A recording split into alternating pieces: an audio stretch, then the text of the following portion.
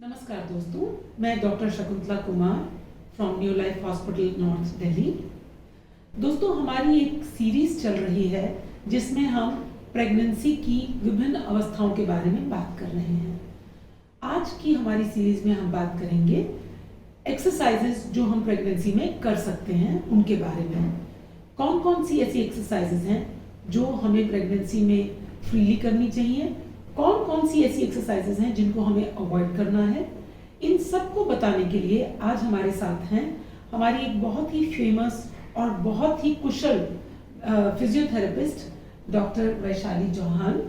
Doctor Vaishali new life hospital में पिछले 3 सालों से प्रैक्टिस कर रही हैं और इस प्रोफेशन में वो लगभग 15 सालों से हैं और वो प्रेग्नेंट महिलाओं की इस पूरी जर्नी को बहुत ही प्लेजरेबल और बहुत ही इजी बना देती हैं। तो आइए जानते हैं उनसे इस बारे में कि कौन कौन सी ऐसी प्रेगनेंसी में एक्सरसाइजेज हैं जो कि हम कर सकते हैं। Doctor Vaishali, thank you ma'am for the wonderful introduction. तो आज हम जानेंगे उन एक्सरसाइजेज के बारे में। Well friends, experts believe that when a woman is pregnant, it's important to remain active. So this video is about all the antenatal exercises that a woman should do in first trimester. वैसे तो ये सारी exercises आप second and third trimester में भी कर सकते हैं, पर मेरी आपसे रिक्वेस्ट है कि इन सारी एक्सरसाइजेस को करने से पहले आप अपने गायनाकोलॉजिस्ट या फिजियोथेरेपिस्ट से ज़रूर बात करें या उनका एडवाइस लें। अब क्वेश्चन ये आता है कि हमें ये एक्सरसाइजेस करनी क्यों हैं। वेल, इसके बहुत सारे फ़ायदे हैं। प्रेगनेंसी के फर्स्ट ट्राइमेस्टर के दौरान वुमेन की बॉडी में बहुत सारे चेंजेस होते हैं।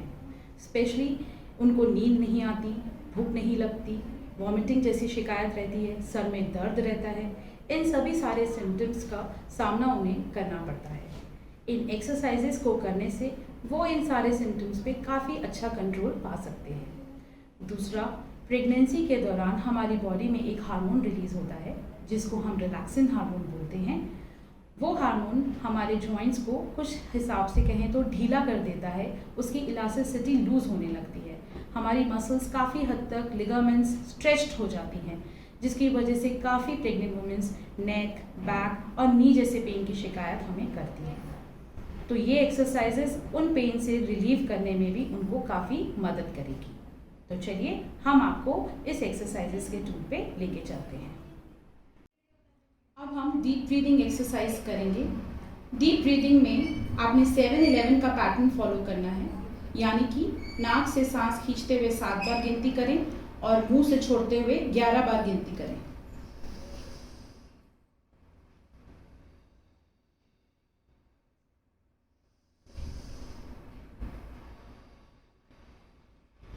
इस एक्सरसाइज को आप हाथ के द्वारा भी कर सकते हैं। जब आप अपने हाथ पीछे लें तो नाक से सांस भरें और मुंह से सांस छोड़ते हुए हाथ को वापस ले आएं।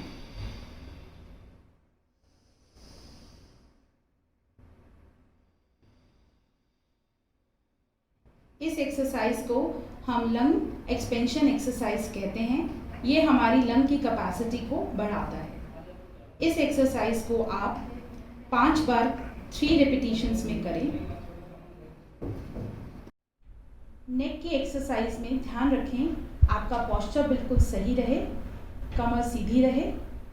अब गर्दन को धीरे धीरे आप पीछे की तरफ ले जाएं और छत की ओर देखने की कोशिश करें। इसे वापस ले आएं।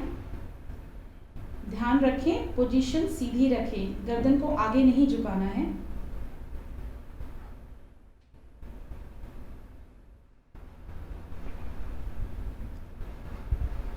दूसरी एक्सरसाइज में आप कान को अपने शोल्डर से टच करने की कोशिश करें।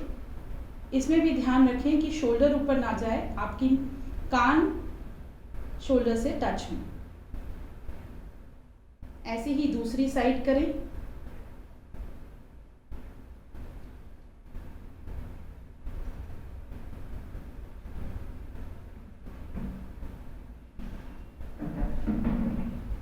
नेक्स्ट एक्सरसाइज में आपने अपनी चिन शोल्डर की तरफ लेके जानी है, both the direction, left and right.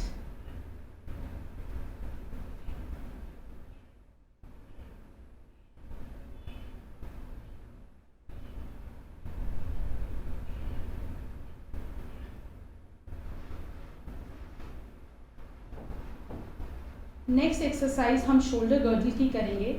इसमें हमें अपने कंधों को ऊपर की तरफ ऐसे उठाना है और फिर धीरे से नीचे लाना है, फिर से उठाएं और नीचे लाएं।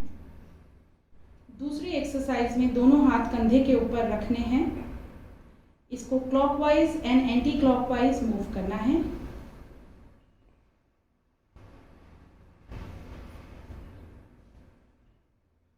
ये सारी एक्सरसाइजेस आप 10 टाइम्स करें, दिन में 2 बार।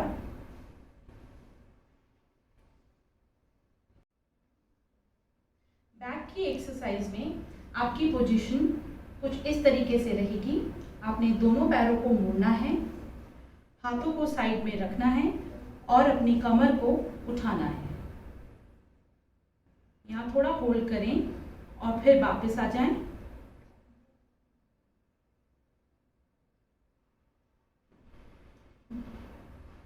जितना आपसे हो सकता है उतना ही करें।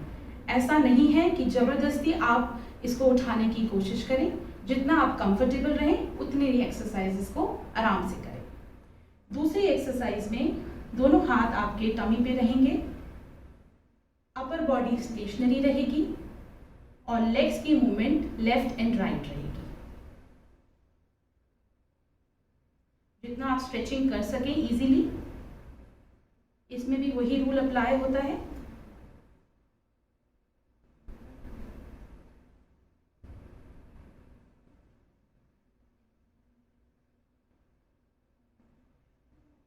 पैर सीधे कर लीजिए। इस पोजीशन को हम क्वाड्रुपेड पोजीशन बोलते हैं क्योंकि इसमें हम 4 लिम्स पे हैं। इस एक्सरसाइज को हम कैट एंड कैमल एक्सरसाइज बोलते हैं। कैट इसलिए क्योंकि इसमें एक पोजीशन हम कैट की बनाते हैं और कैमल इसलिए इसमें हम दूसरी पोजीशन कैमल की बनाते हैं। जैसे कि कैट पोजीशन के लिए आप अपनी गर्दन को ऊपर की तरफ रखेंगे तो आपकी जो बैक है वो ऑटोमेटिकली नीचे जाएगी। This is a cat position. Next camel position के लिए आप अपनी गर्दन को नीचे की तरफ रखेंगे और अपर बैक को ऊपर की तरफ। This is camel position. इन दोनों पोजीशन में आप कुछ सेकंड्स तक रुक सकते हैं।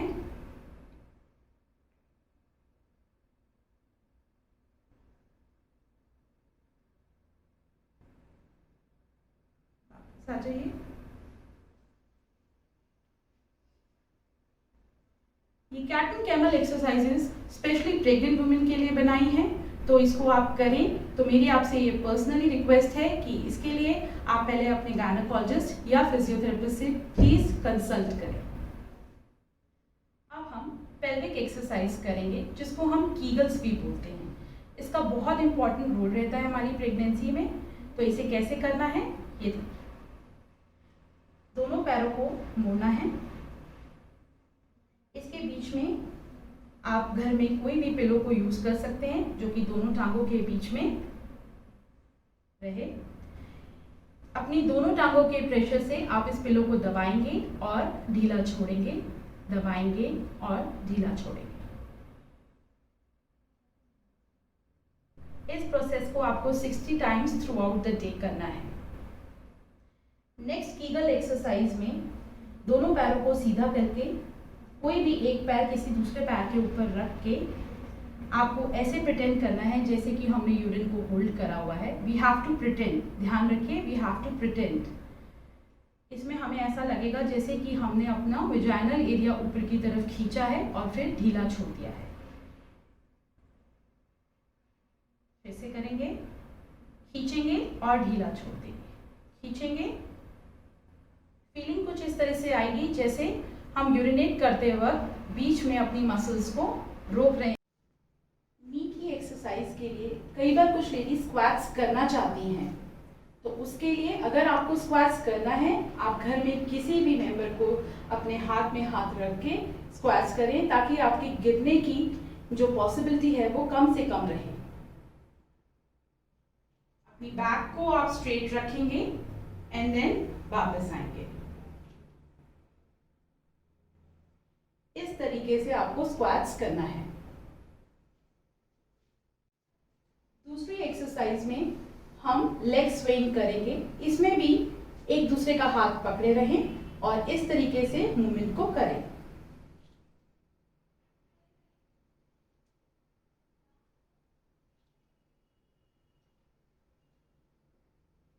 धीरे से, आराम से, कोई जल्दबाजी नहीं करनी है। अब हम एंकल एक्सरसाइजेस करेंगे। इसमें हमें अपने एंकल्स को आगे और पीछे की तरफ चलाना है। इस एक्सरसाइजेस से आपका ब्लड सर्कुलेशन अच्छे से मेंटेन रहेगा और पैरों में स्वेलिंग भी कम से कम रहेगी। हम इसको सर्कुलर मोशंस में भी कर सकते हैं। इस एक्सरसाइज को आपको 50 times through out the day करना है। जब आपको याद आए तब आप करिए ये एक्सरसाइज।